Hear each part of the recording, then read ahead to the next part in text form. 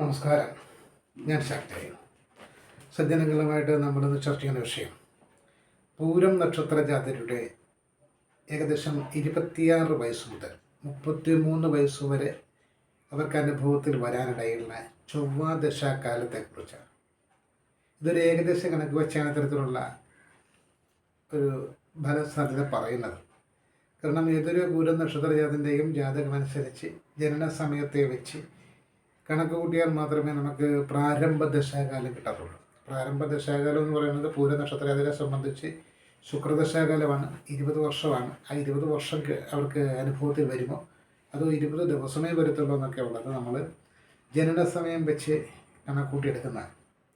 എങ്കിലും നമ്മളിവിടെ ഒരു വീഡിയോയ്ക്ക് വേണ്ടിയിട്ട് ശുക്രദശ പ്രാരംഭ ദശയുടെ പാതി 10 വർഷം എന്ന് കണക്കൂട്ടുകയാണ്. അങ്ങനെ കണക്കൂട്ടിയാൽ ജനനം മുതൽ 10 വർഷം അവർക്ക് ശുക്രദശാകാലവും, 10 വയസ്സ് മുതൽ 16 വയസ്സ് വരെ സൂര്യദശാകാലവും, 16 വയസ്സ് മുതൽ 26 വയസ്സ് വരെ ചന്ദ്രദശാകാലവുമാകും. അതിനുശേഷം 26 വയസ്സ് മുതൽ 33 വയസ്സ് വരെയാണ് ചൊവ്വാദശാകാലം വരുന്നത്. ചൊവ്വാദശാകാലം എന്ന് പറയുന്നത് പൊതുവെ ഇവരെ സംബന്ധിച്ച് ഏകദേശം കുറച്ച് നല്ല ഫലങ്ങൾ നൽകുമെന്നുള്ളതാണ് വിശ്വാസം.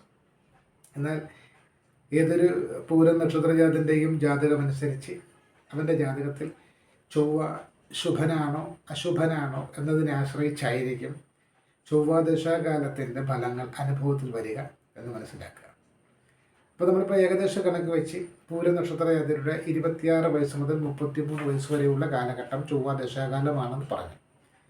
ഈ ചൊവ്വാദശാകാലത്തെ ഗുണദോഷ ഫലങ്ങൾ എന്തൊക്കെയായിരിക്കുമെന്ന് നമ്മൾ ശ്രദ്ധിച്ചാൽ, ചൊവ്വാദശാകാലത്ത് ശുഭനായ ചൊവ്വയാണെങ്കിൽ, ജാതകപ്രകാരം ചൊവ്വയ്ക്ക് ശുഭത്വമുണ്ടെങ്കിൽ ഭൂമിയിൽ ലാഭമുണ്ടാകും. ഏതെങ്കിലും കേസ് വഴക്കുകളിലൂടെയോ അല്ലെങ്കിൽ കേസുകളും വഴക്കുകളൊക്കെ ജയിച്ചിട്ട് ഭൂമി ലാഭം ഉണ്ടാകുക, അതല്ലെങ്കിൽ സ്വന്തമായിട്ട് ഒരു പിടി മണ്ണെങ്കിലും വാങ്ങാൻ സാധിക്കുക, വീടും ഭൂമിയും ഒക്കെ ലഭിക്കാനുള്ള സാധ്യത. അതോടൊപ്പം തന്നെ സർക്കാർ സർവീസിൽ ജോലി കിട്ടുക. സർക്കാർ സർവീസ് എന്ന് പറയുമ്പോഴത്തേക്കും പോലീസ്, മിലിറ്ററി, ജയിൽ വകുപ്പ്, വിദ്യുശക്തി വകുപ്പ് ഇവയുമായിട്ടൊക്കെ ബന്ധപ്പെട്ട് ജോലി കിട്ടാനുള്ള സാധ്യതയും വളരെ കൂടുതലാണ്. സഹോദരന്മാരെ കൊണ്ട് വളരെയേറെ ഗുണമുണ്ടാകും. സഹോദര സ്ഥാനികരുമായിട്ട് വളരെയേറെ അടുത്ത ബന്ധം സ്ഥാപിക്കുകയും അവരെ കൊണ്ട് വിവിധ തരത്തിലുള്ള നേട്ടങ്ങൾ ഉണ്ടാവുകയും ചെയ്യും. ധീരതയും ശൗര്യവും പ്രകടിപ്പിക്കും. രക്തദൂഷ്യ സംബന്ധമായിട്ടുള്ള സകല രോഗങ്ങൾക്കും രോഗശമനമുണ്ടാകും. വില കൂടിയ വാഹനങ്ങൾ കൈവശം വരാം. ഭൂമി കൂടുതലായിട്ട് കൈവശം വരാം. യുദ്ധഭൂമികളിലടക്കം ഒരു വിനോദസഞ്ചാരമോ മറ്റോ നടത്തേണ്ടി വന്നേക്കാം. നീതിന്യായ വ്യവസ്ഥയുമായിട്ട് ബന്ധപ്പെട്ട് നിൽക്കുന്നവരുമായിട്ടുള്ള ചങ്ങാത്തം, അവരുമായിട്ടുള്ള സൽക്കാരങ്ങൾ എന്നിവയുണ്ടാകാം. ബലാബലങ്ങൾ പരീക്ഷിക്കുന്ന തരത്തിലേക്ക് കാര്യങ്ങൾ നീങ്ങാം. കോടതി വ്യവഹാരങ്ങളുമായിട്ട് ബന്ധപ്പെട്ടും വിജയമുണ്ടാകാം. നമ്മൾ ചുരുക്കി പറയുകയാണ്, ഇത്തരത്തിൽ ചൊവ്വാദശാകാലത്ത് ചൊവ്വ അനുകൂലമാണെങ്കിൽ വിവിധ തരത്തിലുള്ള ഗുണാനുഭവങ്ങൾ, അത് സഹോദര സ്ഥാനികരിൽ നിന്നുള്ള നേട്ടങ്ങൾ, ഭൂമി സംബന്ധമായിട്ടുള്ള നേട്ടങ്ങൾ, സർക്കാർ രാജകീയ ചിഹ്നങ്ങൾ അലങ്കരിച്ച വാഹനത്തിലുള്ള യാത്രകൾ, രാജകീയ ചിഹ്നങ്ങൾ പേറുന്നവരുമായിട്ടുള്ള സൗഹൃദങ്ങൾ, അടുപ്പങ്ങൾ, നേട്ടങ്ങൾ, ഇങ്ങനെ ഒരുപാട് നേട്ടങ്ങളുണ്ടാകും. ധാരാളം നേട്ടങ്ങൾ. ഈ ചൊവ്വാദശാകാലം എന്ന് പറയുന്നത് 7 വർഷമാണ്. 7 വർഷം കൊണ്ട് തന്നെ വളരെയേറെ സാമ്പത്തിക പിന്നോക്കാവസ്ഥയിൽ കിടക്കുന്ന ഒരാൾ സാമ്പത്തികമായിട്ട് ഉന്നതിയിലെത്താൻ 7 വർഷം മതിയാകും. അത്തരത്തിലാണ് ചൊവ്വയുടെ ഒരു സ്വാധീനം വരുന്നത്. അതുപോലെ തന്നെ വിവാഹാദി മംഗളകർമ്മങ്ങളിൽ വിജയമുണ്ടാവുക, ഉത്തമ ജീവിത പങ്കാളിയെ ലഭിക്കുക, ഇതെല്ലാം ചൊവ്വാദശാകാലത്തിൽ അനുഭവത്തിൽ വരാനിടയുള്ള ഗുണഫലങ്ങളാണ്. ഇനി ജാതകപ്രകാരം ചൊവ്വ ഏതെങ്കിലും തരത്തിൽ ഒരു ദോഷഫലദായകനായിട്ടാണ് നിൽക്കുന്നതെങ്കിൽ ഏതൊക്കെ തരത്തിലായിരിക്കും ഇതിൻ്റെ അകത്ത് ചൊവ്വാദശാകാലത്തെ ഫലം വരിക എന്ന് ശ്രദ്ധിച്ചാൽ, ഭൂമി സംബന്ധമായിട്ടുള്ള കേസ് വഴക്കുകളിൽ പരാജയം സംഭവിക്കാം, ഭൂമി വീട് ഒക്കെ ജപ്തി ചെയ്തു പോവുക തുടങ്ങിയിട്ടുള്ള ഫലങ്ങൾ വന്നേക്കാം. സഹോദരന്മാരുമായിട്ട് കടുത്ത വിരോധത്തിലാവാൻ സാധ്യതയുണ്ട്.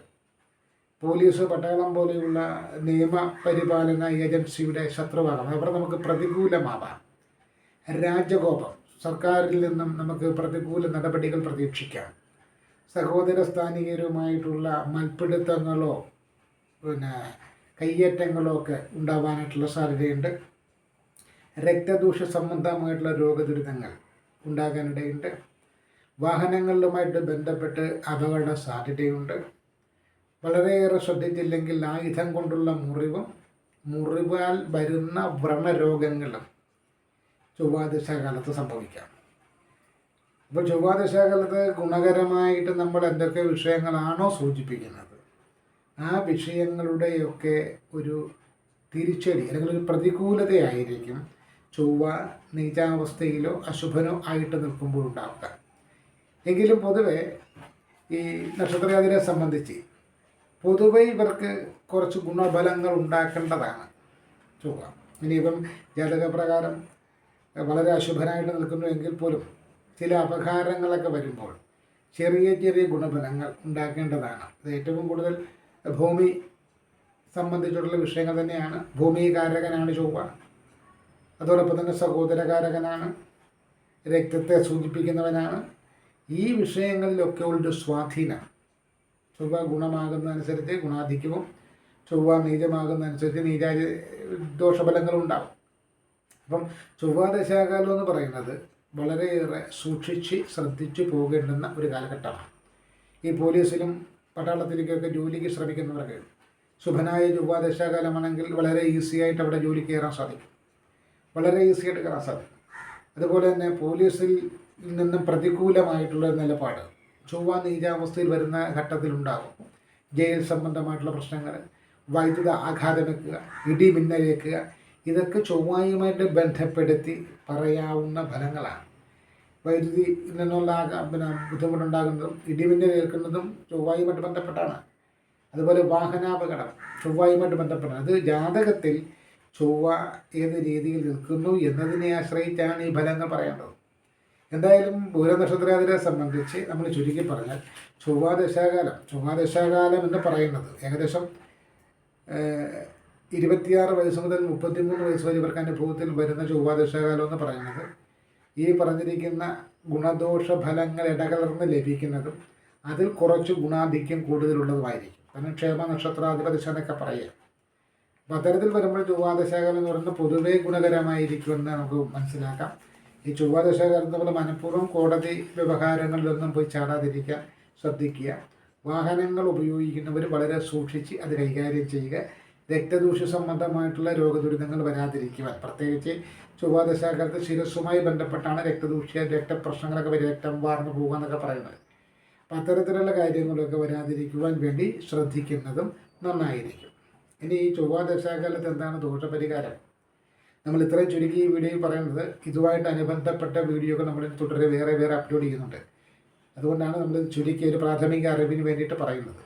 ചൊവ്വ ദോഷകാലത്ത് എന്താണ് പരിഹാരം എന്ന് ചോദിച്ചു കഴിഞ്ഞാൽ ചൊവ്വാഴ്ച ദിവസത്തിന് പ്രാധാന്യം നൽകുക, ചുവന്ന നിറത്തിലുള്ള വസ്ത്രങ്ങൾ ധരിക്കുക, കുങ്കുമം നെറ്റിയിൽ തിലകമായി ധരിക്കുക, സുബ്രഹ്മണ്യസ്വാമി ക്ഷേത്രത്തിലോ ഭദ്രകാളി ക്ഷേത്രത്തിലോ ദർശനം നടത്തുക. രക്തപുഷ്പാഞ്ജലിയാണ് മെയിൻ. രക്തപുഷ്പാഞ്ജലി, കുങ്കുമാഭിഷേകം, പഞ്ചാമൃത നിവേദ്യം, കടുംപായസം, നെയ്വിളക്ക് എന്നിങ്ങനെയുള്ള വഴിപാടുകൾ സമർപ്പിക്കുക, പ്രാർത്ഥിക്കുക. ഇതാണ് ചുവപ്പാണ് ചൊവ്വായെ സൂചിപ്പിക്കുന്ന നിറം. അപ്പോൾ ചുവപ്പ് നിറത്തിലുള്ള വസ്ത്രങ്ങൾ ധരിക്കുന്നതും ചുവപ്പ് നിറത്തിലുള്ള കുങ്കുമം, സിന്ദൂരം, തിലകം ധരിക്കുന്നതൊക്കെ ചൊവ്വാദശാകാലത്ത് വളരെയേറെ ദോഷശാന്തിക്ക് ഉത്തമമാണെന്നാണ് ജ്യോതിഷാഭിപ്രായം. എന്തായാലും ചൊവ്വാദശയെക്കുറിച്ചുള്ളൊരു ചെറിയൊരു വിവരണമാണ് ഇവിടെ നൽകിയിരിക്കുന്നത്. തുടർന്ന് വരുന്ന വീഡിയോകൾ ശ്രദ്ധിച്ചാൽ കൂടുതൽ വിവരങ്ങൾ നിങ്ങൾക്ക് മനസ്സിലാകുന്നതാണ്. ജ്യോതിഷ സംബന്ധമായിട്ടൊക്കെ ചില വിവരങ്ങളൊക്കെ അറിയാൻ പലരും ഞങ്ങളെ കോൺടാക്ട് ഡീറ്റെയിൽസ് ചോദിക്കുന്നുണ്ട്. 9288115644 9288115644 എന്ന വാട്സപ്പ് നമ്പറിൽ മെസ്സേജ് മാത്രം അയയ്ക്കുക. വിളിച്ചാൽ ഞങ്ങൾ എപ്പോഴും ഞങ്ങൾ എടുക്കാനും സംസാരിക്കാനും പറ്റില്ല.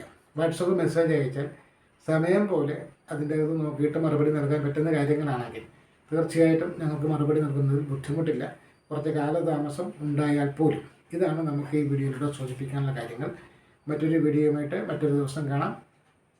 നന്ദി, നമസ്കാരം. തുടർന്ന് നമ്മൾ ഈ ഓരോ ദശാകാലത്ത് ഇപ്പം നമ്മൾ 26 വയസ്സ് മുതലാണ് പറയുന്നത്. നമ്മൾ ജനനം മുതൽ ഏകദേശം 120 വയസ്സ് വരെയുള്ള കാലഘട്ടത്തിൽ ഓരോ നക്ഷത്രക്കാർക്കും ഓരോ ദശാകാലങ്ങൾ എന്തൊക്കെ ഫലങ്ങളാണ് നൽകാനിടയുള്ളതെന്നത് സംബന്ധിച്ചുള്ള വീഡിയോകൾ അപ്ലോഡ് ചെയ്ത് വരികയാണ്. തുടർച്ചയായിട്ട് നമ്മളുടെ ചാനലുകൾ നിരീക്ഷിച്ചാൽ നിങ്ങൾക്ക് അത്തരത്തിലുള്ള വീഡിയോകൾ കാണാൻ സാധിക്കും. നന്ദി, നമസ്കാരം.